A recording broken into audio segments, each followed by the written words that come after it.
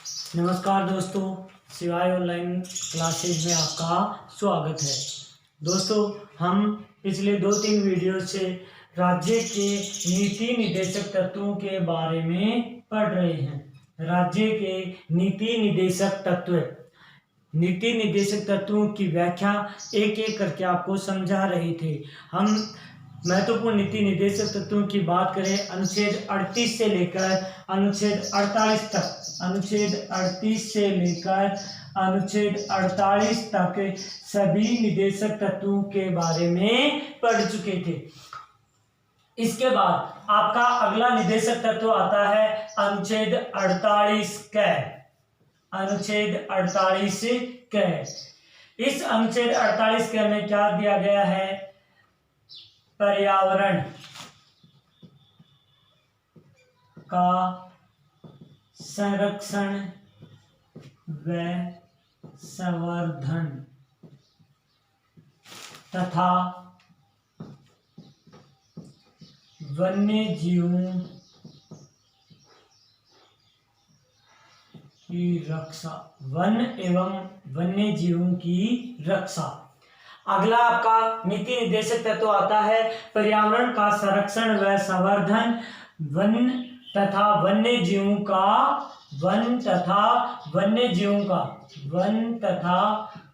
जीवों की रक्षा करने का प्रयास करेगा। कौन? राज्य वन और वन्य जीवों की रक्षा के लिए क्या प्रयास करेगा, इसको अपन प्रभावी रूप से देखते हैं कि देखो, वन्य जीव संरक्षण अधिनियम 1972, वन्य जीव संरक्षण अधिनियम 1972 लाया गया। किस आर्टिकल को प्रभावी बनाने के लिए? आर्टिकल 48 क। पर्यावरण की रक्षा की बात की जाए तो सरकारें पर्यावरण को नियंत्रित करने के लिए देखो, नेशनल ग्रीन ट्रिब्यूनल, राष्ट्रीय हरित न्यायाधिकरण, ये क्या है? पर्यावरण की रक्षा के लिए प्रयास करता है। और इसके साथ साथ आपके वनों की रक्षा करने वाले अधिनियम हैं या वन्य जीव की रक्षा वाले अधिनियम हैं, इन सब के ऊपर विस्तार से लागू करने का प्रयास करता है आपका कौन सा अनुच्छेद? अनुच्छेद 48 क। फिर बात करते हैं अपन अनुच्छेद 49, राष्ट्रीय महत्व के स्मारकों का संरक्षण। राष्ट्रीय महत्व के स्मारकों का संरक्षण, जो अपने राष्ट्रीय महत्व के जितने भी प्राचीन स्थल हैं, पुरातात्विक स्थल हैं, उन स्थलों का संरक्षण करने का प्रयास किसके अनुच्छेद के अनुसार करेगा? राज्य अनुच्छेद 49 के अनुसार। अपन देखते हैं दोस्तों, समय समय पर विभिन्न प्रकार के किले हैं, अपने कोई प्रसिद्ध स्थान है, इन सभी की बातें आती हैं, तो राज्य सरकारें यहाँ पर इनके संरक्षण के लिए अच्छे प्रयास करती हैं। आप देखते हो न्यूज़पेपर्स में न्यूज़ पढ़ते हैं, आगरा के ताजमहल के आसपास काफ़ी प्रदूषण फैल गया, जिससे उसका रंग धीरे धीरे पीला होता जा रहा है। यहाँ पे सरकारों ने यहाँ पे पॉलीथीन जलाना, निश्चित टाइम पर ताजमहल को खोलना, ये सब प्रयास क्यों कर रहे हैं? क्योंकि ये ऐतिहासिक स्थल हमारे लिए बहुत इम्पोर्टेंट है और इन इम्पोर्टेंट ऐतिहासिक स्थलों का संरक्षण करना किसकी जिम्मेदारी है? राज्य की जिम्मेदारी है। अगला देखते हैं दोस्तों 50, कार्यपालिका व न्यायपालिका का पृथक्करण।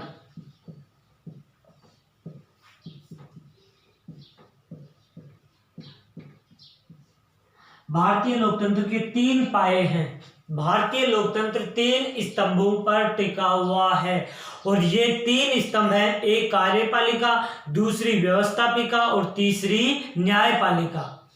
तीनों का अपना अपना कार्य है, अलग अलग तरीके से संचालित होती हैं। लेकिन देखो, कार्यपालिका जन कल्याणकारी योजनाओं को लागू करती है तो बीच में टांग अड़ाता है कौन? न्यायपालिका। कौन अड़ाता है? न्यायपालिका। मान लीजिए किसी के अधिकार क्षेत्र का अतिक्रमण हो रहा है, तो ऐसे में न तो कार्यपालिका न्यायपालिका के मामलों में दखल अंदाजी करेगी और न ही न्यायपालिका कार्यपालिका के कार्यों में दखल अंदाजी करेगी।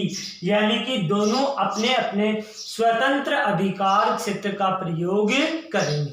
समझना दोस्तों। यहाँ पे अपन बात करें, जैसे मान लीजिए कार्यपालिका किसी भी एक जन कल्याणकारी कानून को लागू करने का प्रयास करती है। ये इसका लागू करने का कार्य होता है ना, लागू करने का प्रयास करती है। यदि वो जनता के हितों वाला है तो न्यायपालिका उसमें अनावश्यक हस्तक्षेप न करे।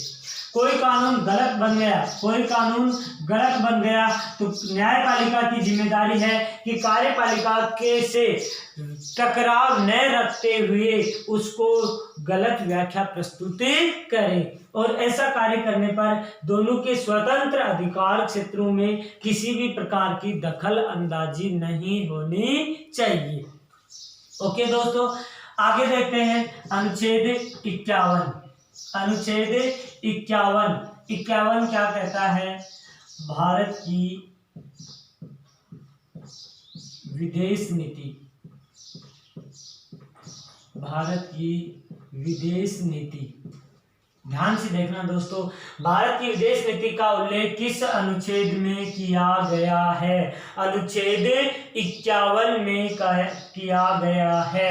और ये 51 आपका भारत की विदेश नीति के लिए जो भी कायदे कानून, जैसे अंतर्राष्ट्रीय शांति को बढ़ावा देना, एक दूसरे राष्ट्र के प्रति सहृदयता का परिचय देना, किसी भी प्रकार के जो अंतर्राष्ट्रीय मामले हैं उनको मध्यस्थता से सुलझाना, इसके साथ साथ अंतर्राष्ट्रीय संधियों के प्रति वफादारी पूर्ण कर्तव्य निभाना, ये सब भारत की विदेश नीति के जो भी नीति निर्धारक तत्व हैं उन तत्वों का उल्लेख किस आर्टिकल में किया गया है? अनुच्छेद 51 में। ओके दोस्तों, ये थे अपने सभी प्रकार के नीति निर्देशक तत्व। सभी नीति निर्देशक तत्वों के बारे में अपन ने चर्चा कर ली है। यहाँ पे एक बात देखो, यहाँ पे अच्छी तरह से नोट करना, 48 का आपका 42वें संविधान संशोधन, 42वें संविधान संशोधन 1976 द्वारा जोड़ा गया था।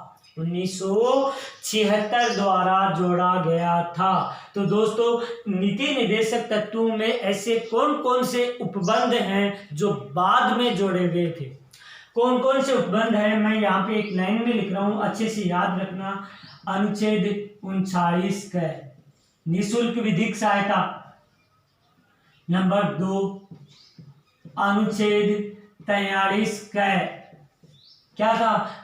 उद्योगों में कर्मकारों की भूमिका का निर्वहन करना। और तीसरा कौन सा था? 48 का। तीसरा कौन सा था? 48 का। ये तीनों के तीनों आपके किस संविधान संशोधन द्वारा जोड़े गए? 42वें संविधान संशोधन द्वारा जोड़े गए थे। दोस्तों याद रखना, मौलिक अधिकार और नीति निर्देशक तत्वों में एक ही बड़ी डिफरेंस है कि मौलिक अधिकारों की न्यायिक व्याख्या की जा सकती है और इनकी न्यायिक व्याख्या नहीं की जा सकती है। क्वेश्चन आता है, क्या मौलिक अधिकार वाद योग्य हैं? तो वहां पर आपका जवाब तो क्या आएगा? यस सर, मौलिक अधिकार वाद योग्य हैं, उनको न्यायिक संरक्षण प्राप्त होता है, लेकिन नीति निर्देशक तत्व वाद योग्य नहीं है, इनको किसी तरह का न्यायिक संरक्षण प्राप्त नहीं होता है, किसी भी तरह का न्यायिक संरक्षण प्राप्त नहीं होता है। ओके दोस्तों, अपना नीति निर्देशक तत्व वाला टॉपिक यहीं समाप्त होता है और आशा करता हूं कि इस टॉपिक से किसी भी तरह का यदि क्वेश्चन आ जाए तो आप शायद ही गलत कर पाएंगे। आराम से दोस्तों, क्रम से बड़े अच्छे तरीके से आपको ये याद हो सकते हैं, कोई ज़्यादा डिफरेंस नहीं है, बस नोटबुक और पेन आपके हाथ में होना चाहिए, फिर आपको किसी भी तरह की कोई परेशानी नहीं आएगी। ओके दोस्तों, आगे नेक्स्ट टॉपिक पे चर्चा करते हैं, तब तक इसका स्क्रीनशॉट ले लीजिए। अब धीरे धीरे ओके दोस्तों, अगला अपना नया टॉपिक है मौलिक कर्तव्य। अगला अपना नया टॉपिक है मौलिक कर्तव्य, क्योंकि दोस्तों ये इसी भाग 4 के में जोड़ा गया था, इसी का सब पार्ट है, इसीलिए इसको इसी के साथ क्लियर कर लेते हैं। हालांकि अपना अलग पार्ट है, तो संवैधानिक विवरण देखिए इसका। संवैधानिक विवरण भाग 4 क और अनुच्छेद 51 क, अनुच्छेद 51 क। तो मौलिक कर्तव्यों का संविधान के किस भाग में उल्लेख किया गया है? दोस्तों छोटा सा टॉपिक है, लेकिन ये भी अपने आप में एक महत्वपूर्ण स्थान रखता है। 3 या 4 इससे संबंधित बिल्कुल फिक्स क्वेश्चन है, जो बार बार वही रिपीट होते हैं। तो भाग तो कौन सा हो गया? भाग 4 क, और अनुच्छेद कौन सा हो गया? 51 क। अपन यहाँ पर चूक जाते हैं, मौलिक कर्तव्य है, मौलिक कर्तव्य। कर्तव्य का मतलब सरकार ने हमको दे दी क्या? मौलिक अधिकार। नागरिकों को इतने सारे मौलिक अधिकार दे दिया कि वो स्वच्छंद हो जाएं। देखो दोस्तों, स्वतंत्रता व स्वच्छंदता में अंतर होता है, तो नागरिक स्वच्छंद न हो जाए, इसके लिए संविधान में मौलिक कर्तव्यों को स्वीकार किया गया, और ये मौलिक कर्तव्य मूल संविधान का हिस्सा नहीं थे। इंपॉर्टेंट बात है, अंडरलाइन कीजिए, मौलिक कर्तव्य संविधान का मूल हिस्सा नहीं है। ओके दोस्तों, तो बाद में जोड़े गए। कब जोड़ा गया? जोड़ा कब गया? 42वें संविधान संशोधन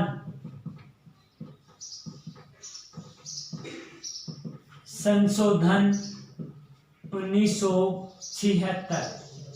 देखो दोस्तों, 42वें संविधान संशोधन को हमारे संविधान का मिनी संविधान भी कहा जाता है, क्योंकि इसमें लगभग 4 भाग और 53 नए अनुच्छेद जोड़े गए थे। तो ऐसे में इस भाग को, इस संशोधन को अपन बार बार रिपीट कर रहे हैं, और इस संशोधन को जोड़ा गया था किस समिति की सिफारिश पर? मौलिक कर्तव्यों को संविधान में शामिल किया गया था। वेरी इंपॉर्टेंट क्वेश्चन, सरदार स्वर्ण सिंह समिति। कौन सी समिति? सरदार स्वर्ण सिंह समिति। दोस्तों 1975 का राष्ट्रीय आपातकाल आपको याद है क्या? आपातकाल के दौरान नागरिकों की क्या कर्तव्य होगा, इसके लिए सरकार का ध्यान आकर्षित किया गया कि नागरिक बेवजह सरकार को परेशान न करें, उनकी भी कोई नैतिक जिम्मेदारी राष्ट्र के प्रति बनती है। तो उस जिम्मेदारी को, जो राष्ट्र के प्रति बनती है, उसी जिम्मेदारी को अपन क्या कह रहे हैं? मौलिक कर्तव्य कह रहे हैं। तो किस समिति की सिफारिश पर मौलिक कर्तव्यों को संविधान में शामिल किया गया था? सरदार स्वर्ण सिंह समिति। सरदार स्वर्ण सिंह समिति की सिफारिश पर मौलिक कर्तव्यों को संविधान में शामिल किया गया था। इसके बाद अपन देखते हैं कि ये उस समय प्रारंभ में जो लिया गया था, स्रोत कहां से था? स्रोत कहां से था? भूतपूर्व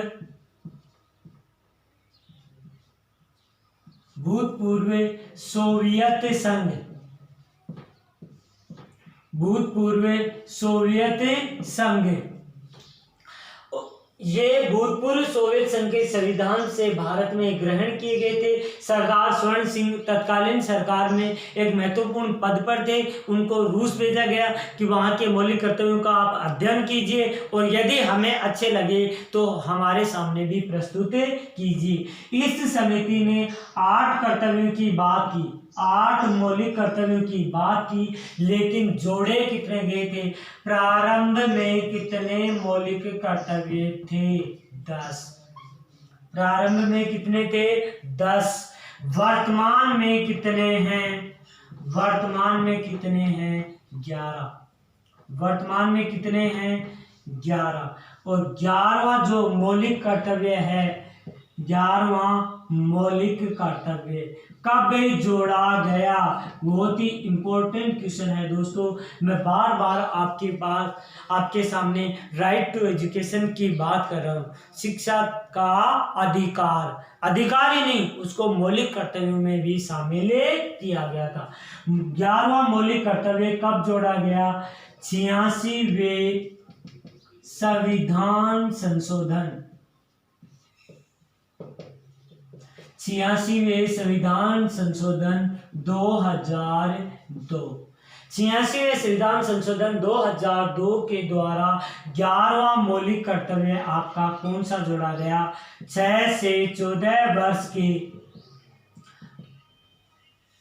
बच्चों को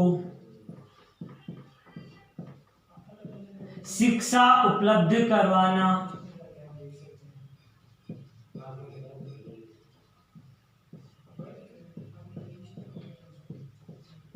प्रत्येक माता पिता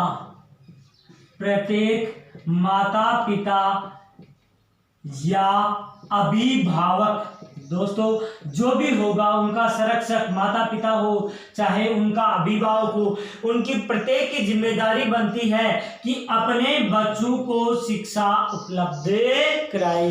प्रारंभिक शिक्षा तो जरूर उपलब्ध करानी पड़ेगी, ये उनका कर्तव्य होगा, माता पिता का कर्तव्य होगा या उनका पालन पोषण करने वाले अभिभावक का कर्तव्य होगा कि उनको शिक्षा उपलब्ध करवाए। और 11वां मौलिक कर्तव्य बाद में जोड़ा गया था कि संविधान संशोधन। तो दोस्तों मौलिक कर्तव्य से सबसे इंपॉर्टेंट क्वेश्चन है। एक तो 42वां संविधान संशोधन जब 10 मूल कर्तव्य शामिल किए गए, और एक 86वां संविधान संशोधन जब 11वां मूल कर्तव्य जोड़ा गया था। और 11वां आपको याद भी रखना है क्योंकि मौलिक अधिकार और मूल कर्तव्य शिक्षा को इसी समय शामिल किया गया था। 86वें संविधान संशोधन के द्वारा ही 21 में इनको मौलिक अधिकार साबित किया गया और 86वें संविधान संशोधन द्वारा ही इनको 11वां मौलिक कर्तव्य बनाया गया। तो शिक्षा को मौलिक अधिकार 21 में और शिक्षा को मौलिक कर्तव्य 51 में। तो दोस्तों यहाँ से सीधे इंपॉर्टेंट क्वेश्चन 4 ही हैं जो आपको एग्जाम में पूछे जाते हैं। एक तो ये वाला क्वेश्चन, कौन सा? संविधान संशोधन वाला क्वेश्चन। एक समिति वाला क्वेश्चन, तीसरा। एक प्रारंभ में कितने थे, तीसरा। और वर्तमान में कितने हैं और कौन सा वर्तमान में है, ये वाला ध्यान रखना। क्योंकि दोस्तों यहाँ पर ये भी ध्यान रखना कौन से आयु के बच्चे 6 से 14, यहाँ पर एज भी पूछते हैं एग्जाम में। 6 से 14 वर्ष के बच्चों को शिक्षा उपलब्ध करवाना प्रत्येक माता पिता या अभिभावक का कर्तव्य होगा। ओके दोस्तों, इसी के साथ आज की क्लास को अपन यहीं पे समाप्त करते हैं। आशा करता हूं कि शायद भाग 4 और भाग 4 के दोनों आपको अच्छी तरह से समझ में आ गए हों। फिर भी आपकी कोई शंका हो, डाउट्स हो तो हमारे साथ शेयर कर सकते हैं कमेंट बॉक्स में। ओके दोस्तों, इसी के साथ मैं अपने वाणी को यहीं विराम देता हूं। नमस्कार दोस्तों।